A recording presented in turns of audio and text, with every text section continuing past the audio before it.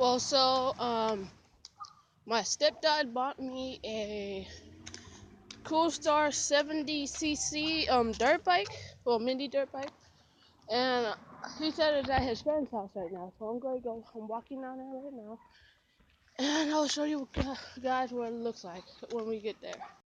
I'll give you guys another episode when I'm actually riding the dirt bike. So like and subscribe. Dirt bike was originally a nasty blue, like a nasty old dried up blue. And then he said that he spray painted it black.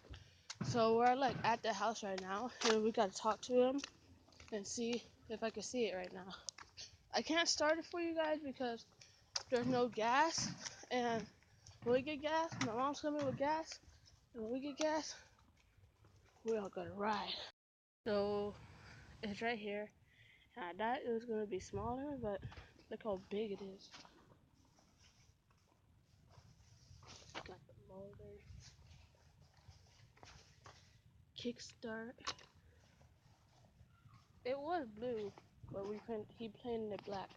So people that say I didn't get a dirt bike while at my school, well, they got wrong. So